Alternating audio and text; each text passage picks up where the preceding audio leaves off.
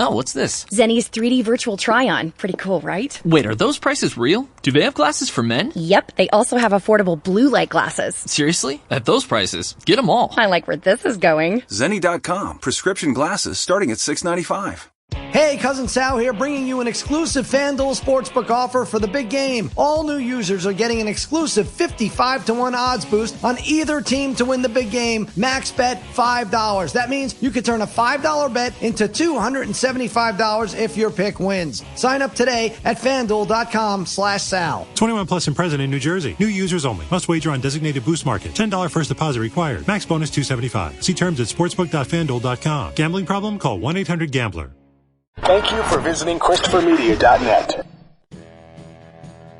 It's easy to find flooring online, but imagining those floors on your floor? A bit trickier. So Lumber Liquidators made Picture It, which adds our floors to a photo of your space. Just point, snap, and choose a floor. It's great if you're looking for new floors. Also, still fun if you're not. Try Picture It, only at llflooring.com. These are the floors homes are built on.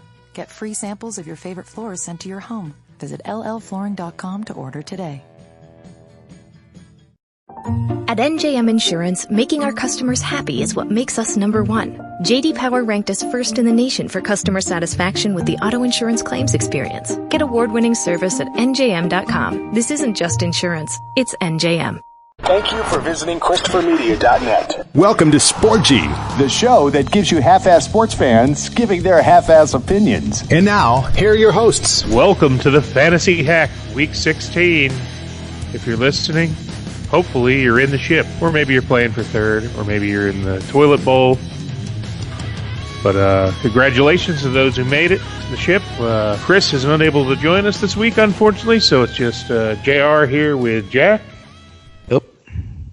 And we'll have an abbreviated show. We're down to the wire here. I think most people probably have a pretty good idea what they're doing and who they're going to play. But as always, we're going to go through last week's games and this week's games, talk about the high-scoring producers, and maybe even throw out a few last-minute waiver tips. Hopefully, at this point in the season, you don't need to be hitting waivers, but hey, it's always a good idea to see what your opponent might need and scoop up players that may be of value to your adversaries. All's fair in love, war, and fantasy football, right? All right, well, let's go into last week's games. Before we get started, Jack and I actually faced off each other in 2 leagues, and Dad came through with the sweep. 0 for 2 for me. Seniority rules, older and wiser, and I guess you could probably say luckier too, because our mantra for fantasy football is better to be lucky than to be good. That's correct. But also could say you have to be good to be lucky and lucky to be good. So I did press on, and then there's another league where Jack and I are facing each other in the ship this week, a family league. So the trophy will be coming to Arizona, where we live. Most of our relatives are much to the east of us on the East Coast, so that's going to be exciting. Anyway, let's get right down to last week's actions. We started off on Monday night with pretty much a snooze fest. That is correct. The New York Football Jets at the Baltimore Ravens, and it was indeed, as expected, the Lamar Jackson show, who was a high point producer of the week for all positions. Well, I mean, I think if the betting men took the W, because this was a very predictable game, and that's how it went. I don't see any surprises here. So what were Lamar's stats? I don't know, probably threw for I think RG3 might have let it in the end zone. I don't know. Let's take a look at it. He was 15 out of 23 for 212 yards and a whopping 5 touchdowns. Oh, wow, that's it? Come on, bro. Harris for 86 yards. Not a bad day at the office. And, as you mentioned, RG3 mopped up the game once it was a blowout. So, 42-21. Sam Darnold had 218 yards, 2 touchdowns, and a pick. Le'Veon Bell, 21 carries, 87 yards, no scores. Jamison Crowder had a pretty decent day, 90 yards, 2 touchdowns on 6 receptions. But that's really about all you can say is it was the Lamar Jackson show, and it's been the Lamar Jackson show all year. I will be shocked if he's not the NFL MVP. He was voted into the Pro Bowl today. Well, you know who else was voted into the Pro Bowl who was well-deserving to some? Well, I want your thoughts on this because Mr. Mark Andrews, probably one of the biggest surprises in fantasy football, gets elected to the Pro Bowl over Darren Waller. And there's a big debate whether Waller should have been in over Andrews, so I have to know, what are your thoughts on that? Well, if you go back to the first episode we recorded of this inaugural episode of this show before the season started, I was very high on Andrews. And I could see where both players could be deserving. I think, Baltimore uses multiple tight ends. You couldn't go wrong with either of these guys in your lineup. It would be hard to say one deserves over the other. But Waller's a rookie, and rookies usually got to earn their stripes. So there was only one rookie elected to the Pro Bowl this year. All things being equal, they go with the veteran over the rookie, and that's kind of part of the rites of passage in this league. So, any other comments on this game before we move on? Probably not. Nope. So let's move into the Sunday games. We started off with the New England Patriots at the Cincinnati Bengals. This was actually a game for a while, but I think the Patriots pulled away. It was pretty close at halftime. But it was. I think it was like 17-10 or something like that. And it was a one possession. The Patriots pulled away, but it was Tom Brady did not have a big statistical fantasy day.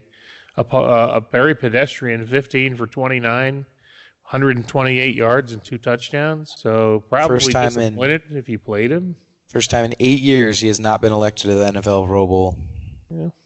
What a streak, but I mean it's got to end at some point. What a stretch. Well, I think we all know how much he missed Gronk. The Josh Gordon experiment didn't work out. The AB experiment didn't work out. So it hasn't been a great year for the Patriots, but hey, they're right in the mix again going into the playoffs, and nobody wants to play them. Bill Belichick continues to find ways to win, whether it's by the book or maybe circumventing the rules sometimes, as some may say. But we're not here to really debate that. We're here to debate who was stars of the game, and how about Joe Mixon? 25 carries, 136 yards. A little late, though. I know if Chris was here, he would say, boy, Mixon was like invisible in the first half of the year and has really come on down the stretch here. So James White, 3 receptions, 49 yards and a touchdown. Really, that's about it for that game, really. And I know I played a guy that had Julian Edelman, and I believe he had 1 or 2 catches for a total of 9 yards. So very, very disappointing output. The game was 34-9. I think the New England D had at least 1, maybe 2 scores. So I think that. Yeah, I was going to say I think they were the highest scorer. Here's a 64-yard interception return from Stephon Gilmore. I thought they got another one. I think there might have been one. Rex Burkhead, 33-yard run. Nick Folk, a couple of field goals. So, but still a solid day for the New England D. And an easy win for the Patriots, although very, very disappointing fantasy output in that game other than really Mixon and the New England D. So let's move on to Tampa Bay at Detroit. Jameis Winston, 458 yards. Leads the league in passing yards. I saw that today. That is amazing. He certainly has a share of turnovers, but he has 30 touchdowns on the year, too. Talk about a gunslinger. And if you listened to last week's episode, you might have heard Jack talk a little bit about a Hail Mary waiver pick by the name of Brashad Perryman, who had a monster day with the Evans being out. Yep. And everybody was like, Godwin's going to carry the ship. Brashad Perryman was like, nope. And caught 3 touchdowns, 113 yards on 5 catches. And of particular notable news in this game, Chris Godwin off to a great start, 5 catches, 121 yards, left the game with a bad hamstring and is probably out for the season. for these last couple weeks. So if you have Godwin, and he's been a very good, productive player for you, you're not going to have him at your disposal this week. So keep that in mind. And the Tampa Bay defense even got a 70-yard interception return. So that's pretty much the studs there. And if you started Ronald Jones, you're kicking yourself because he had 11 carries for 23 yards against that horrific Detroit defense that everybody thought would give out a ton of rushing yards, but not to be, as the Tampa Bay aerial attack was all that was needed. On the Detroit side of the ball, I don't think there's Wes Hills, 10 carries, 21 yards, 2 touchdowns. Danny Amendola, 8 receptions, 102 yards. Really, if you have either of those guys on your roster, you're probably not in the ship. So we're not going to waste a whole lot of time talking fantasy football. Let's move on to the Bears at the Packers. Green Bay prevails 21-13, but it kind of got pretty close down at the end. Allen Robinson came through with 125 yards. Mitch Trubisky, 334 yards passing.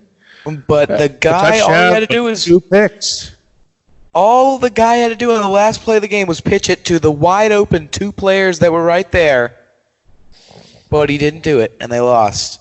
Now, I know everybody's like trashing that guy for not doing that, and it's like, you have the game in your hands, you just gotta, like, I do still feel that's like a hard situation because you still have to look over and see him and then pitch it. But, I mean, this is the NFL. You got to make that play. When your season is on the line, the season was literally on the line. Like, he makes that pitch, he scores, the season continues.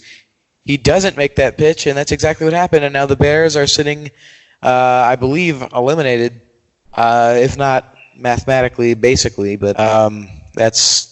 No, come on, you got to pitch that back. Well, I'm just going to throw an old cliche out there. The Bears are who we thought they were. And that is out of the playoffs. And we let them off the hook.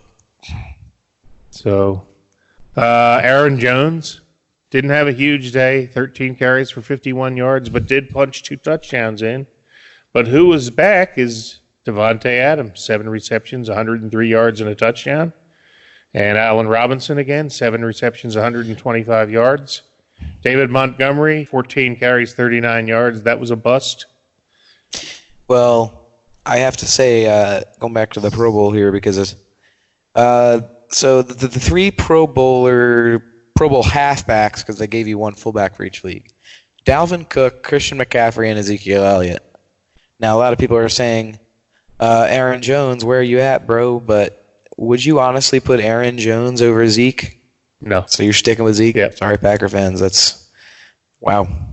That's pretty, I don't know. How about Nick Chubb making the Pro Bowl? I like that. I think Zeke gets a little bit more credit because he's the bell cow, whereas Aaron Jones did have some time splits with Jamal Williams. So that probably hurt his Pro Bowl efforts. All right, next game on the docket was the Houston Texans at the Tennessee Titans, and a lot of people thought the Tennessee Titans might win this thing, but Houston prevails 24-21. The pariah, the golden nugget from the waiver wire, Ryan Tannehill continues to produce. He had 279 yards, 2 touchdowns, and a pick. And Deshaun Watson, 243 yards, 2 touchdowns, and 2 picks. And a Pro Bowl appearance. Derrick Henry, normally reliable, did not get his 100 yards, 21 for 86 yards, no scores. So that was kind of a letdown for those of us who have been riding him for a while. Carlos Hyde, 104 yards and a touchdown, outproduced Henry. Who would have saw that? Who would have thunk? But 2 studs that did perform. 1 stud, DeAndre Hopkins at 6 receptions, 119 yards. But, Jack, your guy, A.J. Brown, 8 receptions, 114 yards and a score. Outperformed Hopkins. So those of you that rolled the dice on Tannehill and Brown, kudos to you. I know at least one team that made the ship with A.J. Brown on the roster. So good rewards for that. Well, if that was a ballsy move, if you picked him up in the playoffs. I also saw some last-minute advice to roll the dice on Kenny Stills, and he had 2 touchdowns. So if you saw that on some of the network shows, you might have reaped the benefits. But you got some stones if you did that in the playoffs when the chip's on the line. Kudos to you. I can't believe if you did that. That's amazing. Let's go to the Denver Broncos at the Kansas City Chiefs. The snow game. My bold prediction, failure. Denver was a juggernaut the week before, but they came back crashing back down to earth at Arrowhead with a 23-3 defeat, managing only a single field goal to avoid the shutout. Game. So less than ideal conditions, but didn't seem to bother Patrick Mahomes with a 27 for 34, 340 yards, 2 touchdowns and a pick. Drew Lock, not so good, 208 yards and a pick, but I don't think anybody's starting him yet. Nope. Lindsey, really tough day, 7 for 32. Nothing going on with the Kansas City rushing attack. However, Travis Kelce, monster game as a tight end, 11 receptions, 142 yards. Harrison Butker had himself a day with 3 field goals and a couple, 3 field goals. Did not get any extra points because the Chiefs went for 2 on their touchdowns. Tyreek Hill, 2 touchdowns. What can I say? He's Tyreek Hill. Tyreek Hill, what was it? See, Tyreek. There he is. 5 for 67, 2 touchdowns. Kelce again, 11 for 142. On the Broncos side, Cortland Sutton, 4 for 79. Noah Fant, 2 for 56. I think he left the game injured. So tough day for the Broncos, and again, you're probably not starting many Broncos if you're in the ship. Maybe Philip Lindsay, but on this day, he wouldn't have helped you get there. So another big day for Mahomes. Seems to be back healthy. Now we're going to the Meadowlands or MetLife Stadium in northern New Jersey, where the Miami Dolphins visited the New York Football Giants. Eli Manning playing possibly his last game as a Giant in MetLife Stadium with a respectable day, 283 yards, 2 touchdowns, but 3 picks, which has always been the knock on the Manning of the last few years.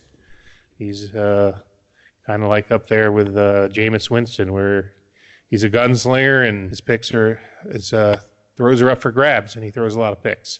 Ryan Fitzpatrick, not too bad of a day, 279 yards and 2 touchdown passes. Patrick Laird let you down. If you were rolling the dice on him, you were probably in trouble. To the tune of 12 carries, 46 yards. But welcome back, Saquon Barkley.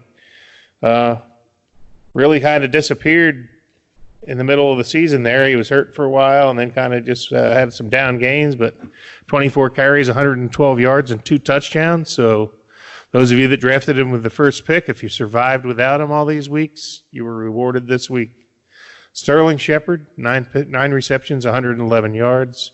Devontae Parker, 72 yards and 2 touchdowns. So I seem to recall Slayton had a pretty good day. Let me look his stats up here. He did.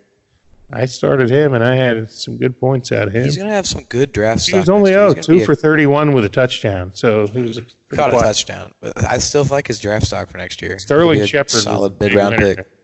Sterling Shepard, 9 receptions for 111, and no other Giant had more than 4, and that was Saquon. So Sterling Shepard looks like the go-to guy for Eli anyway. As the football Giants improved to 3-11, tying the Dolphins. So I don't know, and I don't know who really wants that first pick, but I know. Wait, whoa! They don't want the first pick because, actually, if you're the Bengals, need a quarterback. But Joe Burrow is available. But my man Chase Young, who everybody thinks is better than anybody in this draft, is just chilling right there. You got Geno Atkins at defensive tackle. Might even be an end. I can't remember. I think he's a D tackle. Do you get the best edge rusher in the draft and pick up Chase Young, or do you take Burrow?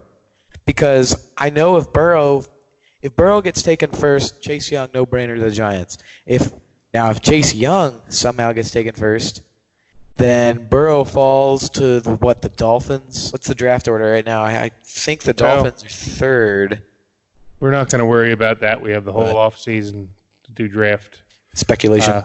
I certainly hope that Chase Young does not fall to the Giants as an Eagles fan. I don't want to have to face him, but I hope he goes to the Bungles. See where the chips fall, but the Bengals are certainly in line for that first pick. And we'll probably pick Burrow, I'm thinking, but I hope they do, honestly. Well, actually, I don't know. I don't care who they pick, honestly. They can go. If you're the Vikings draft team, not the Vikings, the Bengals draft team, you can't lose here because you either got Burrow, the Heisman Trophy winner, you got Chase Young, probably the best defensive player past few years to come in the draft. So, like I said, we got the whole offseason to discuss the draft. Let's try to talk about what might get somebody a championship. So, Philadelphia at Washington. Ugh. The Eagles were asleep for a half again, just like last week, but they woke up and rallied at the end with a touchdown pass. 26 seconds left to Greg Ward. Greg Ward, first ballot Hall of Famer. I love it. Greg Ward Jr. And then in the bad beat of the century, the Redskins on the final play fumbled the ball, and Nigel Bradham scooped it up to make the cover for the Eagles, who were trailing with just 26 seconds left in the game, and that's just how it goes sometimes. But the practice squad got it done. The big story of this game was Miles Sanders. A great monster game, 19 carries, 122 yards and a touchdown. AP was back with respectable 66 yards and a touchdown. Haskins actually had a pretty good game, 261 and 2 scores. But it was outdueled by Carson Wentz, 30 out of 43 for 266 and 3 touchdowns. And Zach Ertz fumbled game. But the fumbles is a problem for Wentz. Yeah, he holds the ball a little too long. And with the absence of Lane Johnson on the OL, seems to really be affecting that Eagles offensive line's play. Which could be a big problem this week going against the Dallas Cowboys. But I think we had I know we had 5. The Eagles had 5 players elected to the Pro Bowl. I know one of them was Brandon Brooks. We had Kelsey, and I think maybe 1 or 2 other players from the line made it to the Pro Bowl. So I like that the Eagles are trying to protect their golden goose here, but he's still holding the ball way too long. And even from a fantasy standpoint, those fumbles they ain't good. Yeah, you're probably going to be looking for alternate quarterback other than Wentz here against the Cowboys. Don't do it. But we'll see. He has come through at the end of the games if he can only play full 4 quarters instead of just the last 10 minutes of the game. But Terry McLaurin, how about 5 receptions, 130 yards and a touchdown, including that 75-yarder where he just the Eagles couldn't tackle him. But I know Chris is big on McLaurin. So if he was here, he would be highlighting that. So we'll see what happens in Philadelphia this weekend. The Dallas Cowboys visit Philadelphia. The winner likely in the driver's seat for the NFC East title and a playoff berth to host a playoff game. And I don't like that we're speculating whether a division winner should have a home playoff game. I just feel like this has been like this forever. And as soon as this happens one time, too bad. No whining. All right, Seattle Seahawks at the Carolina Panthers. Seahawks prevail 30-24 in a game that wasn't as close as the score, but maybe the Panthers gave a scare towards the end, but Seattle seemed comfortably in the lead most of the afternoon. So let's see who, I know Tyler Lockett over 120, he had 120 yards, I believe. Let's see, 8 receptions, 120 and a score. Where's Jacob Hollister been? He's been invisible. Did he do anything? He's been just invisible the past few weeks, and he's been a big letdown. DJ Moore, 8 receptions, 113 yards for the Panthers. CMC, 19 carries, 87 yards, and 2 touchdowns. That's a bad day for him. That's a bad day for him. Honestly, I expect 150 yards every week from him. He's that good. First overall pick with no doubt next year. There is no competition at all. McCaffrey also with 8 for 88 receptions. So huge day for him. Yeah, Jacob Hollister has cooled down after the San Francisco game where he went 8 of 10 for 62 and a touchdown. 3 for 23 in this game. Yeah, exactly. 3 for 3 for 23 yards. 3 targets? Come on. It was the Tyler Lockett show with 8 catches for a 120 on 9 targets. DJ Moore with 12 targets for Carolina. So you're probably not starting anybody on the Panthers but CMC and maybe the kicker, Sly. Chris Carson, how did he do today? I think he got, now with no threat of Rashad Penny, who's out for the season. Carson had 24 carries, 133 yards, 2 touchdowns. Huge day for him. So he's one of those must-starts every week, especially now that Rashad Penny's out of the picture. Okay, next game is the Jacksonville Jaguars at the Black Hole, the last ever game in Oakland for the Oakland Raiders. Come on, Raiders. You had one can't believe job. They get it done. Jacksonville comes back at the end and sends the Raiders out of Oakland as losers. Really, really a sad day for the Raider Nation. It's not going to be the same. I just feel like, you think about it more in depth, these people, these diehard fans that they're never going to get to experience what they've experienced in their life again. They're never going to show up on Sunday to the O.co Coliseum and tailgate for 4 hours plus before the game and then walk in and go crazy. And that just can't, that's not going to happen anymore. I don't know. I just feel bad for them. These guys are like those dedicated fan base. It's time to turn the page. They're going. They're gone. The Oakland Coliseum, it was an armpit of a stadium. Without a new facility, this is the new NFL. You got to have up-to-date Oakland A's. Oakland A's happy. Mausoleum is outdated, and hey, Vegas is getting a great stadium. I can't wait to go to a game there, but yeah, there's a little nostalgia there that we're going to miss that Black Hole crowd. But they let the Raiders know how they felt at the end of that game too. Bittersweet day in Oakland. Let's look at the production here. Thanks again, Leonard Fournette, for nothing. 15 carries, 42 yards on the biggest, arguably, I think Week 15 is even more important than 16 to get you into that final.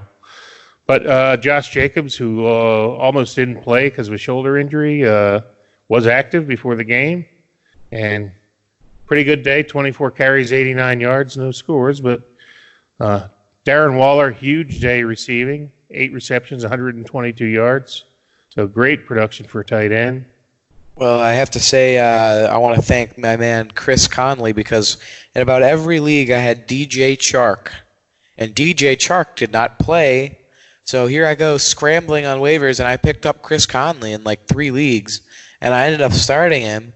And he gave me a 4 of 8 for 49 yards. But the big kicker, 2 touchdowns. 2 touchdowns, including that one at the end.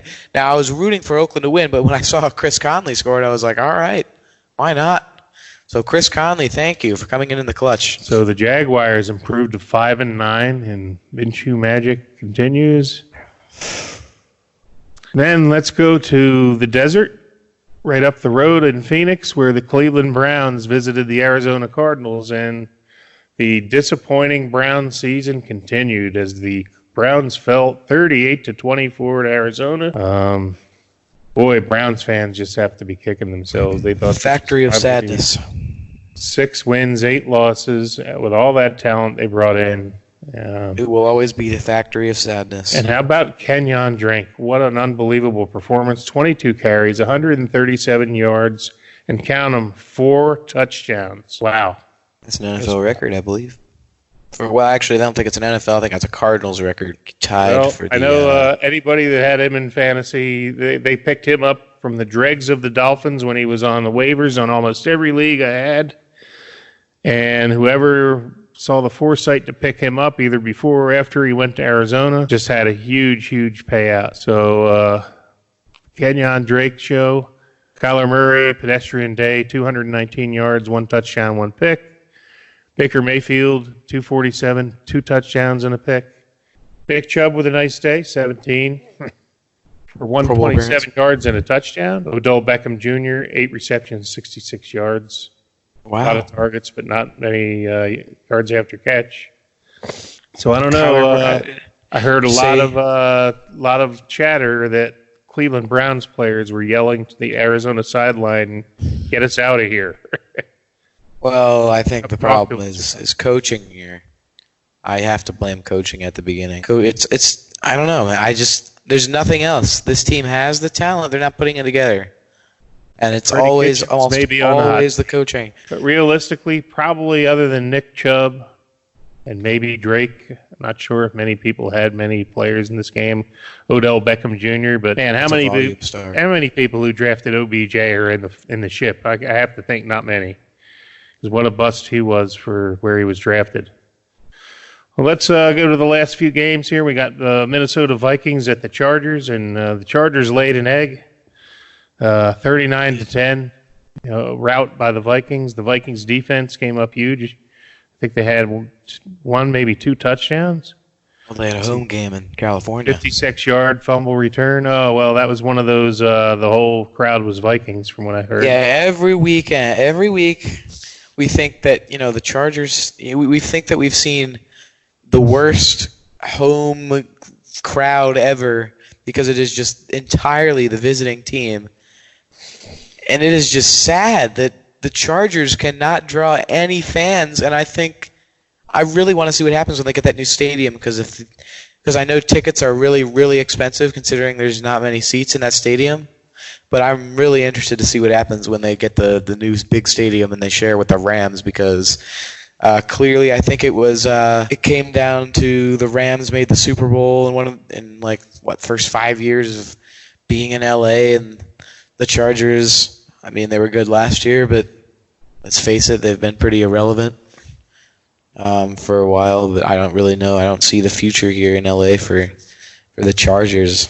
I really don't see it. And it's sad, honestly. Well, getting back to fantasy relevance here, the big story was, even though the Vikings came out with a big win, Dalvin Cook, injured, left the game. Mike Boone. Yes, he's on my waiver wire this week. Mike Boone came in and toted the rock 13 carries for 56 yards and 2 touchdowns. I'll give you those 2 TDs, and if you somehow started him, you don't exist because you did. Melvin Gordon is probably dead to you by now. 7 carries, 28 yards. Between the holdout and just not really, maybe 1 or 2 games where he was decent. What a bust that was this year. Keenan Allen, thanks for 9 receptions, 99 yards, 1 short of the bonus in my league that I needed to score in. But was Mike Williams irrelevant? Mike Williams was relevant. He was. A touchdown. Congratulations, Mike Williams owners. I actually benched Mike Williams and wished I did as well. Let's see. Mike Williams, 4 for 71 and a touchdown. Not too bad. Not bad. Austin Eckler had a reasonably quiet day for him. 4 receptions, 71 yards. No scores this week after a huge... Did you do anything on the ground or just in the air? You only got 5 targets. Let's see here. Eckler, 7 for 19 on the ground, so really... it's nothing. Only 62 total rushing yards from the Chargers. Really a really dismal day for the Chargers. Pathetic day. And Phillip Rivers... You got to feel bad. I mean, he got his 300 yards, but 1 touchdown and 3 picks. Jeez. You got to wonder if he's near the end of the rope. I feel bad for him, honestly. Very likable guy, not producing at the level that... I really wonder if he'll get another shot next year. All right, back to the schedule of games. We got the Rams at the Dallas Cowboys. Another stinker here. Boy, what happened to the Rams from the week before? Well. Shout out to... Chris, with his bold prediction, was correct. Dallas over the Rams. Well, in a big way, too, 44-21. Dallas clicking on all cylinders. The only thing I can think of here is, this was a home game for Dallas, and they were kind of desperate after laying a couple of clunkers in a row. Jerry.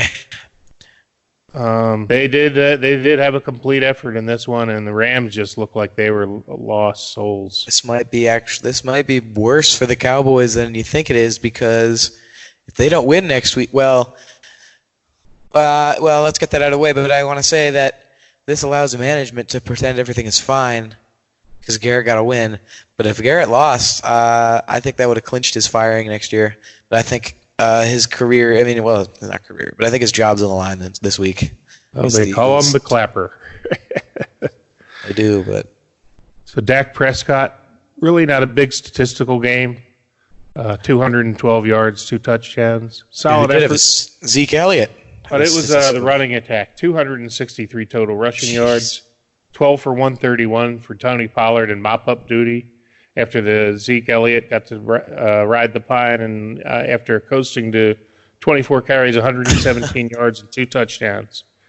So Todd Gurley, 11 rushes for 20 yards, 1 touchdown. The Los Angeles Rams rushed for an entire 22 yards. Jared Goff, 51 passing attempts, 33 completions. Talk about falling off the map after last 2 year. touchdowns and a pick. So we'll see what happens in Philadelphia this week. Tyler Higbee. What about him? Tyler Higbee, yeah, he was a pretty big day. Led the Rams with 12 catches for 111 yards. No touchdowns, though, because they didn't have any. Oh, no, they did have a couple touchdowns, but garbage time. Gurley got a touchdown receiving. Cooper Kupp got a touchdown receiving. But, yeah, just the Rams just want to put that one to rest.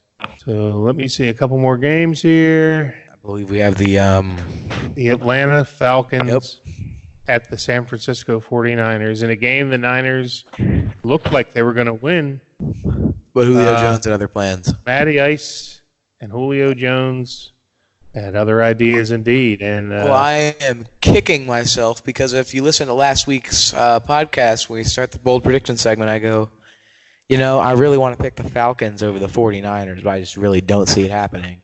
And I go pick the stupid Broncos who just left their souls at home, except for the kicker. So I'm really kicking myself because I would have been like a god or something if I would have got that right, but nope. However, your bold prediction was my man, Mr. Freeman. Did he get a touchdown? Devontae Freeman? He did not. Oh. He got 12 carries, 39 yards, and 2 receptions for 16 yards, but no touchdowns. Feels bad. Raheem Mostert, 14 for 54, carried the most carries for the Niners. The Niners only had 120 yards rushing, and that's not who the Niners are. So Jimmy G, 22 for 34, only 200 yards and a touchdown. Kind of quiet day for him. That's a quiet day. Matty Ice, really, 25 for 39, 210 and 2 touchdowns. Not a huge day. Nope. Against that San Francisco D, but it's a low-scoring game. Kittle had his usual monster day, 13 for 134. No scores, though. He's old reliable, though. So, yeah, this was a game that was Atlanta scored 19 points in the fourth quarter. And you want to talk about bad beats. They scored 2 touchdowns in 2 seconds. That's pretty. At the very end of that game. And, boy, what a shocking turn of events there where they came out with a win. And the Niners fall to 11-3, and I believe Seattle now has the driver's seat for the division title. Well, now what we have here is we have the Eagles-Cowboys game has now turned into the lose to the Niners in the wild card game bowl. So we shall see. We shall see. And then another tough defensive battle.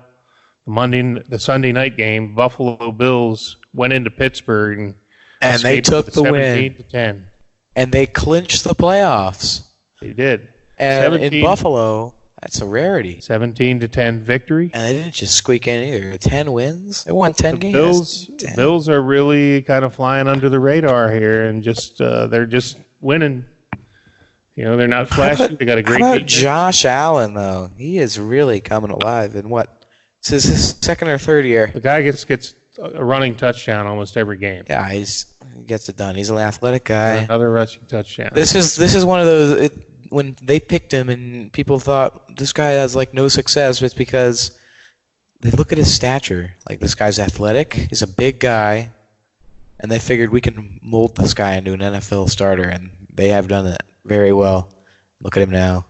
All you needed to look at to see who won this game and maybe why is Buffalo rushed the ball 38 times for 130 yards. And Devin Singletary, I know you had him. 21 for 87 for Singletary. And Gore. And the ageless Frank Gore, 10 for 15. And then you look at Pittsburgh. They ran the ball only 15 times for 51 yards. That's not the Steelers. James Conner, 8 for 42. He had a 5.3 average. He was coming off of injury, but still. Yeah, but you know this is going to be a hard-nosed defensive football game, and you got to run the ball. You got to run the ball. Steelers, what are you thinking? You got Duck Hodges flinging the ball over the place. No wonder he threw, 3 picks, was it? 4 picks. Yeah, I think so. Oh, 4 interceptions. 4 picks, and they still only lost by a touchdown. Run the ball. Unbelievable. James Washington, 5 for 83. Deontay Johnson, 5 for 62. Connor did catch a touchdown pass, but a very quiet day, really, 8 for 42. I mean, he had a 5.3 average. He should have got twice that many carries. And don't give me the injury bull crap. If you're active, you're playing. If you're not healthy, you shouldn't be in there at all. John Brown, what can you say? 10 targets, 7 catches, 99 yards. Oh my God! Touchdown. 99 yards. That's heartbreaking. Dreaded 99 for those of us playing bonus leagues for 100. So there we have it. Really, Steelers not really very productive. I'd think twice before playing anybody on the Steelers. Maybe Connor if they give him the rock. And then we had our Monday night matchup. It was the Drew Brees show. All Drew Brees all the time, deservedly so. Broke the all-time record for touchdown passes. Yeah, Brady's breathing down his neck, but Brady's throwing 1 touchdown pass a week, and Brees is throwing 4 or 5. So as long as those two are still playing, Brees is going to continue to separate himself. But we'll see. Who knows who will retire first and when. But you got to give props to Drew Brees as such a likable guy and a great leader and a great quarterback with an amazing, incredible performance, 29 for 30. 1 incomplete pass the entire night. And that was, I believe, 96% completion record. I think was an NFL record for a single game. So not much more to say here. The Colts really... Colts fans eliminated from the playoffs. I'm sorry. Andrew Luck.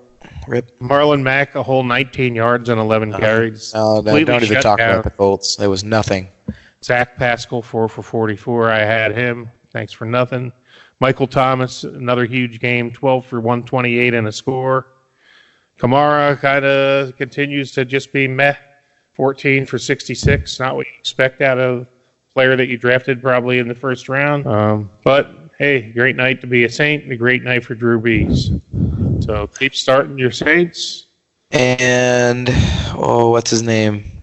Jared Cook. Keep starting Jared Cook. I think he had a good game. But my thing is not letting me look up his stats. Let me see. I want to see. No, I found it. 4 for 454. Yeah. That's pretty bleak. He's cooled off. The ball around. Sporgy. ChristopherMedia.net. If you look around, you'll see the world can be pretty smart. Okay, very smart. At Capella University, we think education should be smart too. That's why we're reshaping online learning with our FlexPath format. You can set your own deadlines, take classes at your own pace, even leverage your previous experience to move faster. So when it comes to earning your bachelor's degree, you know what kind of choice to make. A smart one. Visit capella.edu to learn more. Capella University. Don't just learn smarter. Dunkin' is here to help keep you up and running, Philadelphia, with a free medium hot coffee Monday through Friday once a week for members only. So grab a cup of the new Explorer batch with smoky dark berry notes that's an adventure in every sip. Or give a try to the new Dunkin' Midnight, a richer, intensely dark roast with hints of chocolate. Get 1 free medium hot coffee once a week Monday through Friday for members. Join the Dunkin' app today. America runs on Dunkin'. Exclusions apply. Participation may vary. Limited time offer valid through January 29th. At NJM Insurance, making our customers happy is what makes us number one. JD Power ranked us first in the nation for customer satisfaction with the auto insurance claims experience. Get award-winning service at NJM.com. This isn't just insurance, it's NJM. Hey, Cousin Sal here, bringing you an exclusive FanDuel Sportsbook offer for the big game. All new users are getting an exclusive 55-1 odds boost on either team to win the big game. Max bet $5. That means you could turn a $5 bet into $275 if your pick wins. Sign up today at FanDuel.com/Sal. 21 plus and present in New Jersey. New users only. Must wager on designated boost market. $10 first deposit required. Max bonus $275. See terms at sportsbook.fanduel.com. Gambling problem? Call 1-800-GAMBLER. ChristopherMedia.net. Sporgy.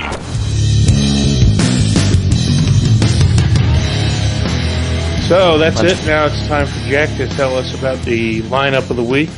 Yep. Quarterback, probably his fourth appearance, probably. Lamar Jackson. Here comes the 30 seconds where I read off his stat line for the week. 15 completions, 212 passing yards, 5 passing touchdowns, a sack, 8 rushing attempts, 86 rushing yards. 86 rushing yards. That's over 10 yards an attempt he's averaging.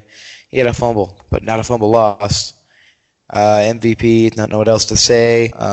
Don't even come at me with that Russell Wilson because, nope.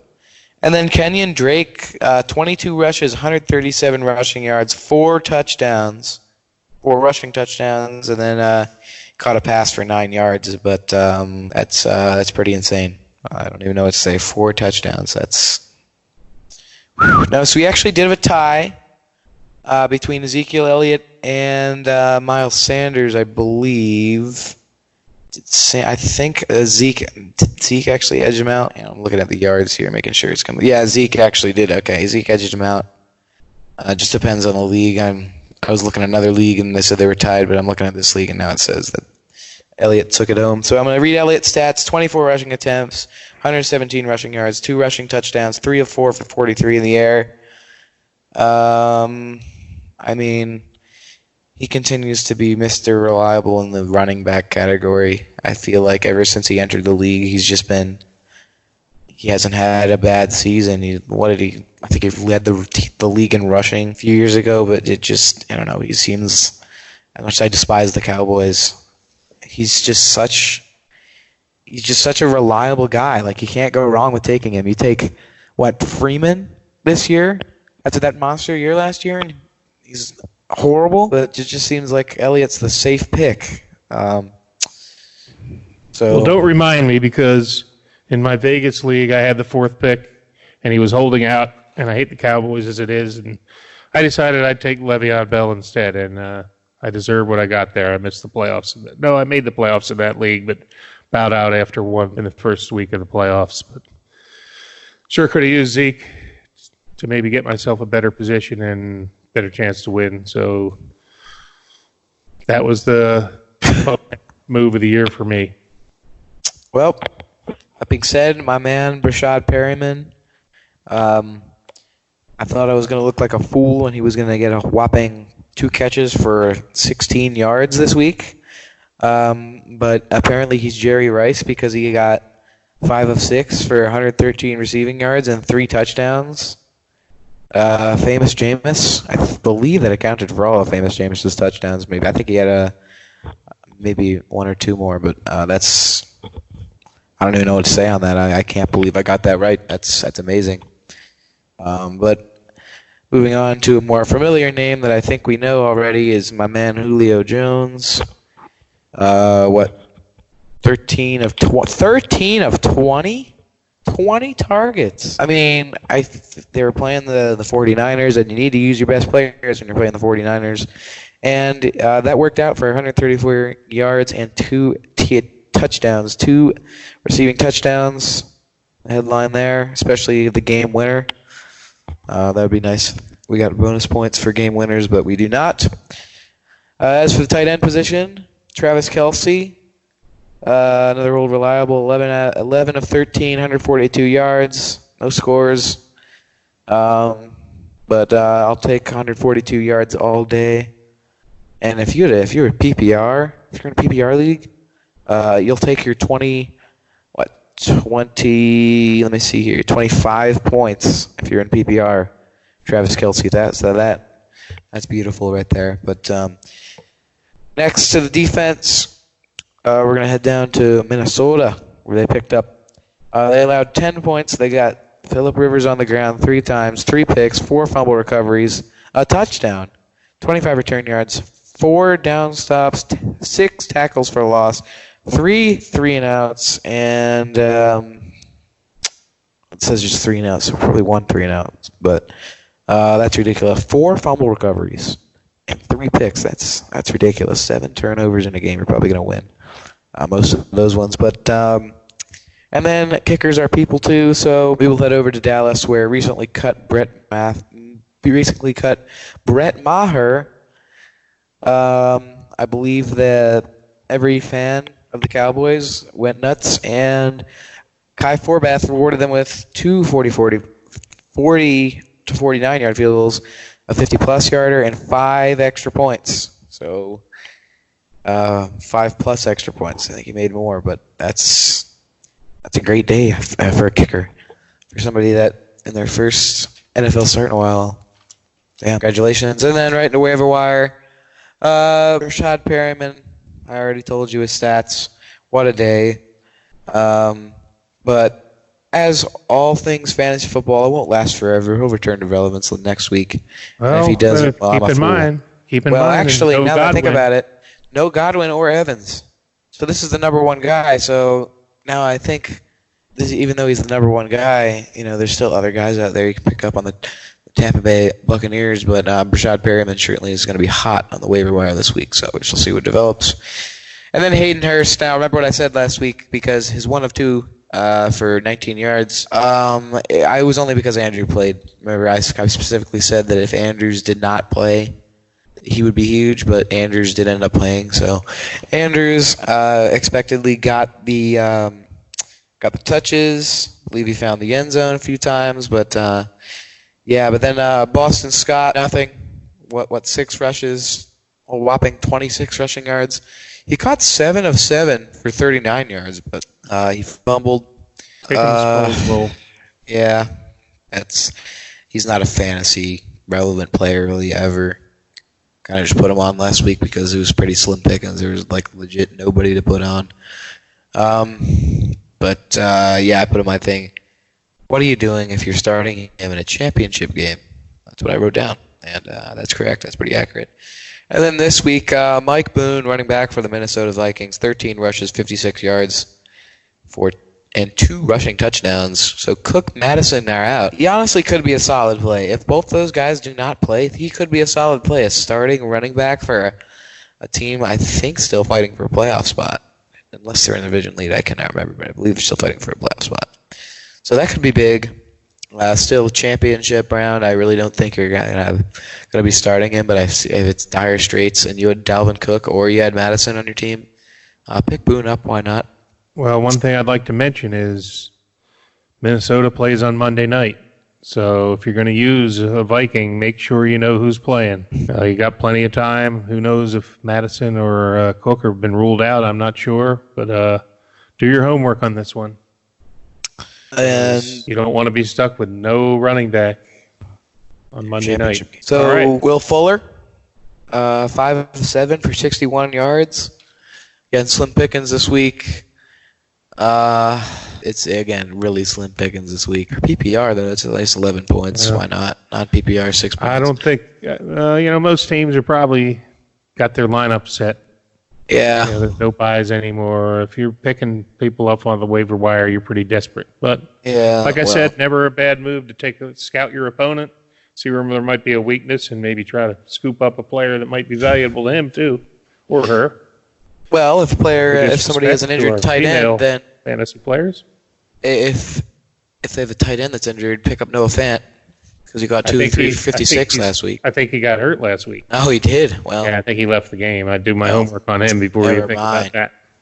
Never mind, ladies and gentlemen. But I like the matchup against the Detroit Lions. I do like that matchup. That's a great matchup after what the Buccaneers did last week. Who's playing Arizona? Because you always want to play the tight end against Arizona. They're the worst against tight ends. You didn't want to play David Njoku last week.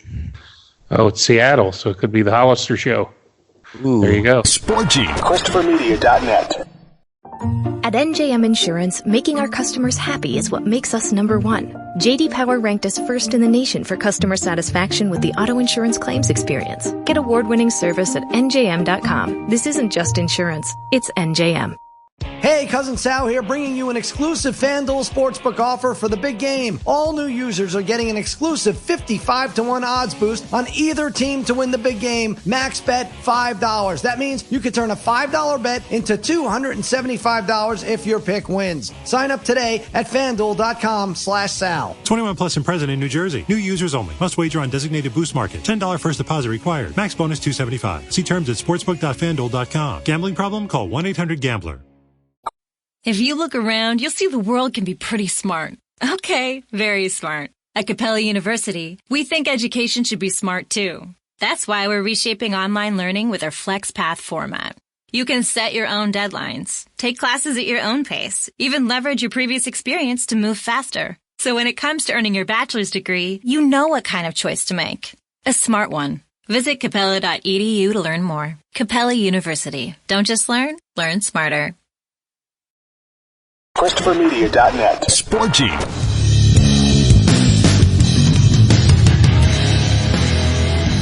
So let's get into next week's games. We're going to try to breeze through these because I think at this point, probably everybody's done their homework and can't wait. Now, there is no Thursday game this week. Give you a little bit more time to do some studying, check up on health of players. We got 3 Saturday games, starting with Houston and Tampa Bay. So Tampa Bay, keep in mind that receiving core is thin. Maybe this is a chance for O.J. Howard. Who knows? The Houston Texans. Oh, don't. At Tampa. Do not bring his name up. But Brett Perriman, of course, as mentioned, he's a candidate. Rashad Perriman. But, Jameis Winston has, as good as he's been, I mean, it's kind of like the Eagles, you're down to no receivers. But maybe somebody will step up. But, Jameis, he's thrown for a lot of yards this year, and if he's your hooks, you got to ride him. See what happens. They have a home game against the Texans. Of course, Texans, you got to go with Deshaun Watson. You got to go with Hopkins.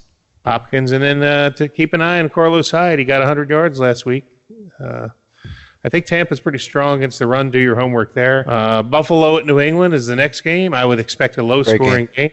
I would not trust Tom Brady in this to score a lot of points. I wouldn't touch a Patriot. I'm not sure if I'd touch anybody in this game because that New England defense is playing pretty good ball too. So that Bills defense is playing pretty good ball too. The defenses in this game are probably who you want to play. Maybe Devin Singletary. Maybe a kicker. Maybe Edelman. Maybe not. But yeah, and who knows up there in Foxborough this time of the year? It could be a pretty cold, wintry day. We'll have to take a look keep an eye on the weather too.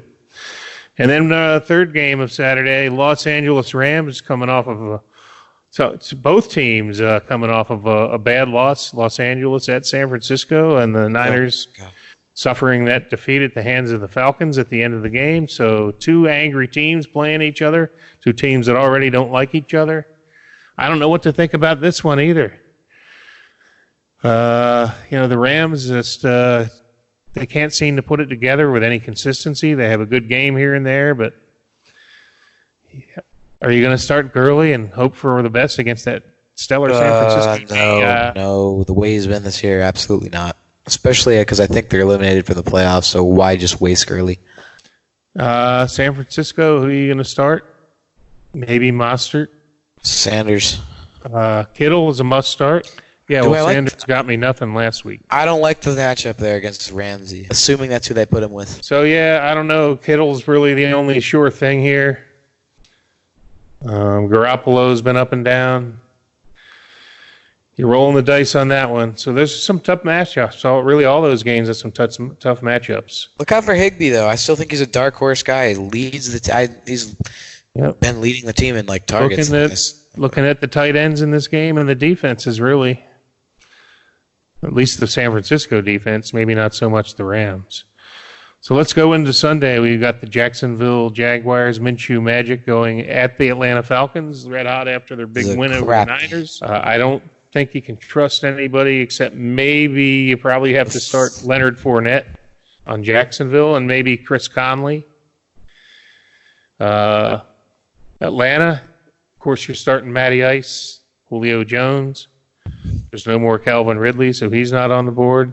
Austin Hooper probably. Yep. He's back healthy. I don't think he had a big day last week, so maybe this is the week he gets back on track. So Baltimore at Cleveland. We got Lamar Jackson show. I don't know. It's going to be a revenge game. The Cleveland Browns actually beat the Ravens last time they played. Well, I don't see that happening. Start Chubb. It is in Cleveland. I don't know. I have to think Baltimore's still playing for something, aren't they? I don't think they've clinched first overall yet. They have not, no. So they just have as long as there's something to play for, if you rode Lamar Jackson this far, this is your big week. You got to play him. MVP of the league, most likely.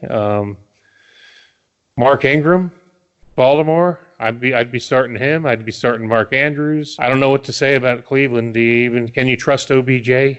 Chances are, if you have OBJ, you're not in the ship anyway. Chubb is probably the only super reliable player there is.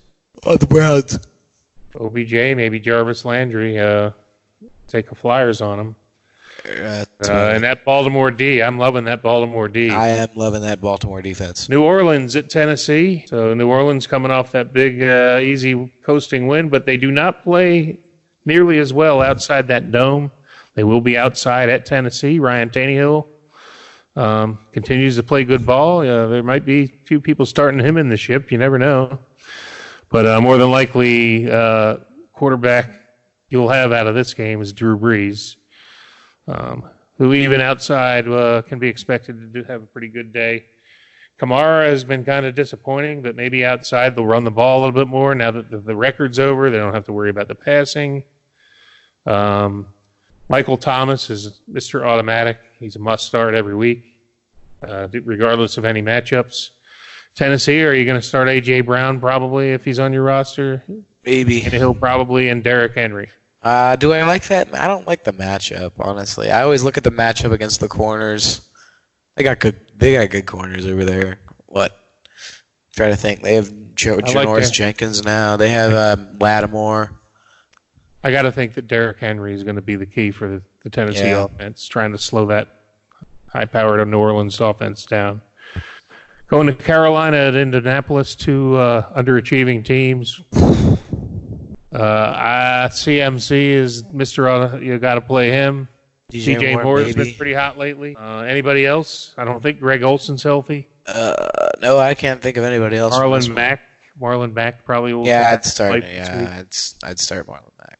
That's probably it. T.Y. Hilton, I believe, is back. Might want to roll the dice on him if he's healthy. Moving on to the Cincinnati Bengals at the Miami Dolphins. Joe Mixon fans, your dream has come true. If you're in the ship with Joe Mixon, prepare to reap the benefits. Although the Dolphins have been playing much more respectable these last few weeks. But the key here is to lose this game. You want to lose this game for both teams. Well, it's certainly not one I would be wanting to tune into or attend down in Miami, but I do expect Mixon to be the star of this show. I don't know. You starting any Dolphins? I guess you got to start Devontae Parker. He's been pretty red hot. Fitzpatrick or Big Red Andy Dalton, one of his last games potentially in a Bengals uniform. You're in trouble if you're thinking of starting him, though. No. Pittsburgh Steelers coming off a tough loss against the Bills at the New York Jets. This game, I think, is going to be tougher than people think for the Steelers. Yeah, I like the defense of New York. I don't know what the line is on this, but I'd almost think that the Jets are going to give them a game. That offense sputtered against Buffalo. If James Conner's healthy, maybe they'll actually give him the ball this week. I'd start him. I wouldn't touch Smith-Schuster if he's healthy. On the New York side, maybe Robbie Anderson, Le'Veon Bell against his old mates, but Pittsburgh stops the run pretty good. I don't know if you can trust that. What do you think the line is? I'm not sure. -3 Pittsburgh Steelers. Okay, well, That might be my bold prediction, the Jets over the Steelers. Not real bold. But, all right, Giants at the Washington Redskins. That's a game that should be paid to watch. I'm looking down here. It says tickets at FedEx Field as low as $9. That's beautiful. Well, the Dolphins Bengals is $28. How is this game cheaper? $9 for tickets at FedEx Field. That's how low the Skins have sunk. That's an insult. If you want to give somebody those, do not do it. That being said, I'd start Adrian Peterson in this game against the Giants D. I'm starting Saquon Barkley. Miles Sanders had a huge day at Washington last week, so I think it's probably going to be the running game there. See if Eli is playing or whether Daniel Jones is in. I think Eli is probably the favorite to start at this point. You can probably find Slayton maybe, or Sterling Shepard. Sterling Shepard got most of the targets last week. That's probably who you want as a Giant. Don't buy the Steve Sims hype. Terry McLaurin, if you're Washington. But I doubt too many people are in the ship with players on either of these teams. Even if you drafted Barkley number 1, you didn't get great production out of him. Probably didn't make it. But the running backs for sure in this game, and maybe a couple of receivers if you're desperate. Detroit Lions at Denver Broncos, another stinker of a game from a fantasy perspective. Who can you trust here? Philip Lindsay? Kenny Golladay? Cortland Sutton, maybe. Yeah, man, it just doesn't. I'm struggling. Honestly, I would pick up the. I would pick up the Broncos defense. I like that matchup. Yeah, that's probably a good pick. Oakland at Los Angeles at the Chargers probably will be a home game for Oakland, even though it's not in Oakland, because every game in the Chargers Stadium seems to be a home game for the opponent. And with the history of Oakland having been in Los Angeles for some years, I expect the Raider Nation to be out there in full. And I believe they'll give the Chargers a game. I think there's some good fantasy matchups in this game. I like Josh Jacobs. I like Phillip Rivers. I think this will be a shootout. I think this will be like a 38-35 game. There'll be some scoring. Maybe Melvin Gordon comes back to life. Austin Eckler, I really like. Hunter Henry should have a good game. Darren Waller should have a good game. Good tight end matchups. So I wouldn't start either defense in this game. Maybe the Chargers. Well, maybe both defenses. The way they're turning the ball over. Look for some firepower from shootout game there. Then we go to Philadelphia. These are late games, starting with Detroit at Denver, by the way. But even though it's a game in Philadelphia, it's a late start. It's a 4:25 Eastern at Lincoln Financial Field. I don't want to watch this game. I just don't want to watch this game. I'm scared. How can you say that? I can't wait to watch it. But as an Eagles fan, all conventional wisdom tells you that Dallas was clicking all cylinders last week. The Eagles have squeaked through their last few games against terrible opponents and losing to the Dolphins a few weeks back. But you got to think that they're going to dig deep. They play well at home, usually fueled by that home Eagle crowd. I just gotta keep the faith that they're going to keep it competitive. So it's a game that you and I were supposed to go to, Jack, but things didn't work out. So no, it was called. We watched them lose the Dolphins, and you're like, I am not doing this, and you canceled the trip. I don't blame you for that. I really don't. Not really. That's only one of many reasons. But we're going to the Cotton Bowl instead to see Penn State play. So anyway, this is from a fantasy perspective. You got to think Elliott's going to get his, even though the Eagles have a good run defense. Elliott's going to get his. You're probably starting Dak. You're probably starting Amari Cooper and probably Michael Gallup against that suspect Philly secondary. Miles Sanders with Jordan Howard being hurt is going to be the main back. You're going to probably start him. All things point to Dallas being the stronger team here, but I'm just not convinced. They've been a very inconsistent team, and they don't play as well on the road. So, got to keep the Philly faithful faith, and maybe Carson Wentz can get it done. I'm probably not starting Carson this way. I really don't want to watch this game. I don't know why. I'm going to watch it, but I just... No, I'm thinking we better watch this separately. Maybe I'll find another place.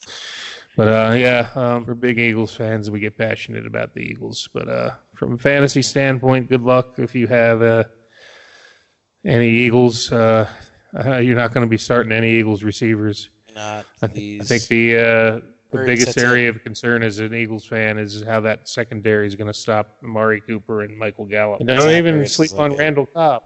Zach Ertz is really the only offensive player that I'm 100% confident in. On the Eagles. Arizona Cardinals going to Seattle, the 12th man. They had a big day at home last week, but I don't know if they can go pull off a win at CenturyLink. I'm starting Russell Wilson in this with confidence. I'm starting Chris Carson with confidence. Maybe a flex or a wide receiver 3 would be Metcalf. And Lockett. Lockett might even be a wide receiver 2. Arizona. Who's the guy? Kenyon Drake. You can't overlook that 4-touchdown performance. You're probably starting him. Kyler Murray. Chris Carson. I already said 100? Carson. No, but I have to know. 120.5 yards over under. I'd say under. That's a lot. Well, I have to tell you that the predicted score right now is 34-16. Sounds about right. All right. Well, Kansas City at Chicago. This is a weird one, but you know what? That vaunted Chicago defense isn't so vaunted this year. They just haven't. I don't know what happened. Khalil Mack he's not like the old Khalil Mack, and maybe it's just the supporting cast isn't there. You know that Mahomes is a must start. You know that Tyreek Hill's a must start. Stay away from Kansas City running backs, as Chris preaches every week. What about Kelsey, though? Kelsey's a must start. That's tight end in football. On that Chicago Bears side, I'm not sure if you start anybody. Maybe Allen Robinson. I can't be confident in Tariq Cohen. I can't be confident in David Montgomery. He's a flex at best. And I can't even be confident in that Chicago defense. So start your Chiefs. Beware of your Bears. And then the last game of the week is Monday, December 23rd, the Monday night matchup between the Green Bay Packers at the Minnesota Vikings. Oh, you're starting Aaron Jones, but that Minnesota defense is tough against the run. This could be an interesting matchup. You're probably starting Aaron Rodgers. I think Thielen's probably. healthy. Whoa, you can't say you're probably starting Aaron Rodgers. You are starting Aaron Rodgers. How do you not start Aaron Rodgers? I have a team where I have Aaron Rodgers and I have Lamar Jackson. Oh, wow. How did you get both of them on the same team? Jackson really wasn't that highly regarded. Yeah, he wasn't. I actually picked Wentz, and then I took Jackson as like a backup, thinking he'd be like, a solid backup if Wentz went down, and then Wentz decided to suck. So I picked up. Well, I didn't pick up, but I started Jackson the rest of the year. So. But yeah, Aaron Rodgers is a standard start. Cousins at home, maybe. That's the best you got. The running back thing is really going to be interesting on this one. Yeah, no Dalvin Cook. If Cook is out and if Madison is out, Thielen's playing, right? Was it Mike Boone? Yep. So if you got Dalvin Cook, I would at least try to handcuff him because that way you go into Monday night with options. If Cook can't play, is Thielen playing? Thielen is playing. He played last week. I don't think he. Kyle Rudolph. Hey, Kyle Rudolph. Jimmy Graham probably not. Hopefully he's not your number one choice for tight end, but taking a defense. I don't really. The Vikings have a pretty strong defense. You couldn't go wrong with either of these defenses, but this isn't a great matchup against a turnover-prone quarterback. So don't look for any guarantees here. There's some low-hanging fruit in other games this week for defenses, but this is not one of them. So that's about it. We want to have a couple bold predictions here, and we do. Since Chris is not with us, we are going to have Aaron, Jack's brother, and my other son. Aaron is going to make a bold prediction on behalf of Chris since he's absent. So we're going to welcome to the show, Aaron. Thank you very much for having me here. So I'm doing my bold prediction on the Los Angeles Rams versus the San Francisco 49ers. Ooh, that is bold. I think that the 49ers have had a good defense this season, and I think that the Rams' offense cannot withstand their great defense, and I think that's going to be close, but I think the 49ers are going to be able to win this matchup. All right. Well, I think that the Rams are probably underdogs, so that's not a real bold prediction. Could you maybe come up with another one that's a little bolder? But we'll take that into consideration. But I think most people expect the 49ers. A bold prediction should be something that's unexpected. So is there a game up there that you can pick a team that maybe is not supposed to win that you think this is their week? Well, I think that it's going to be the Cincinnati Bengals week against Miami. Wow. Yes. Yeah, that would be just like the Bengals to win when they're supposed to lose. Because with me, it seems like to me that this season, Miami loses to the easy teams but wins with the hard teams.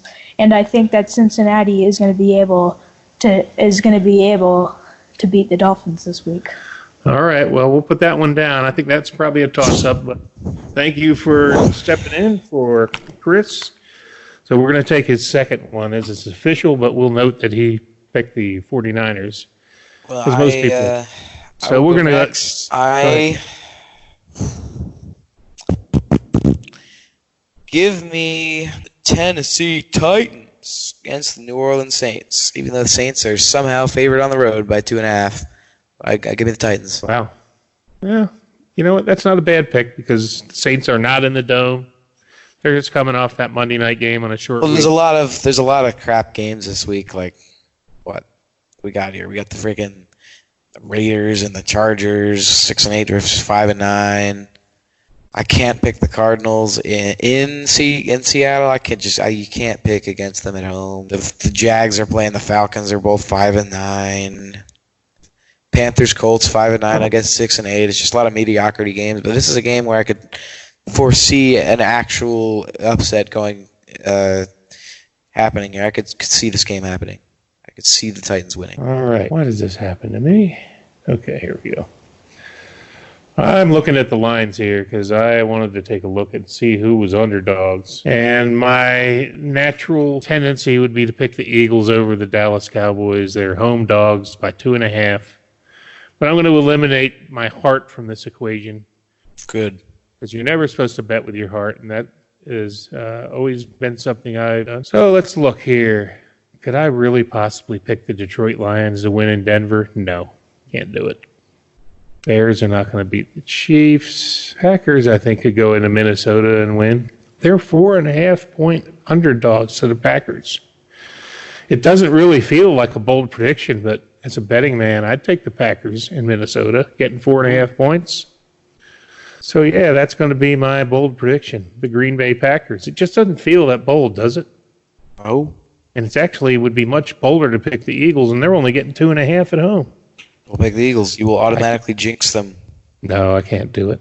I can't pick the Eagles. I'm eliminating that game as even. It's not. It's like announcers can't pick the games because they're announcing it. It's kind of how I feel about the Eagles.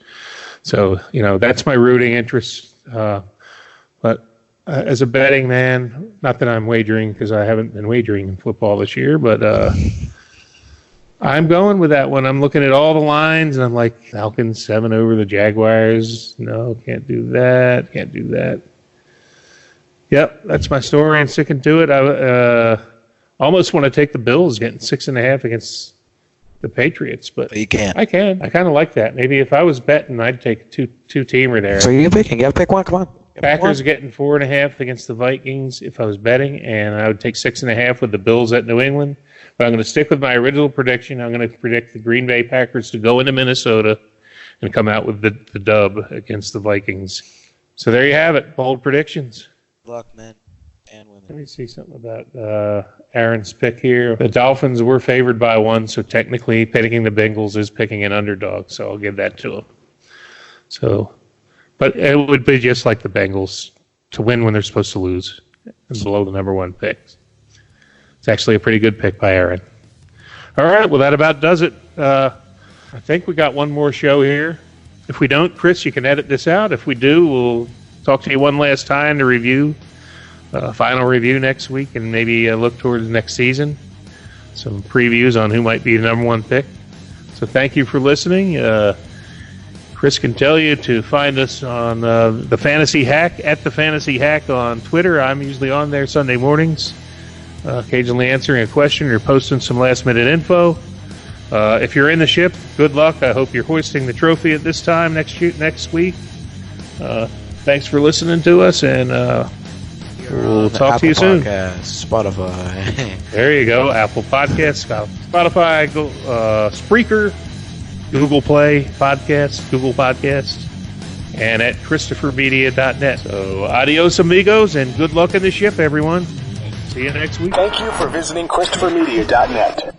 On this special 6-part miniseries, Gene Marks, host of the Paychex Business Series podcast, is talking with compliance and government experts at Paychex about the ins and outs of the most recent stimulus bill, from a second round of the Paycheck Protection Program, and new loan opportunities to defer taxes and tax benefits. Hear what it all means for you and your business. Listen and subscribe at paychex.com/business series.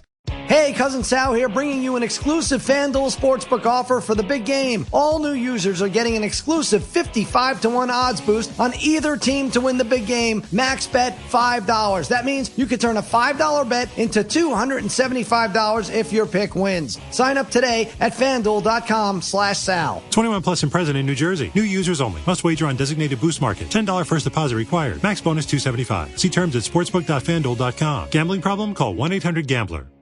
ChristopherMedia.net. If you like this show, please tell a friend. Please make sure to rate and comment on all your favorite Christopher Media shows. Please follow us on Twitter and like and share us on Facebook. You can subscribe to all ChristopherMedia.net shows for free on ChristopherMedia.net. Thank you for listening, and thank you for visiting ChristopherMedia.net. Thank you for visiting ChristopherMedia.net. At NJM Insurance, making our customers happy is what makes us number one. J.D. Power ranked us first in the nation for customer satisfaction with the auto insurance claims experience. Get award-winning service at njm.com. This isn't just insurance, it's NJM.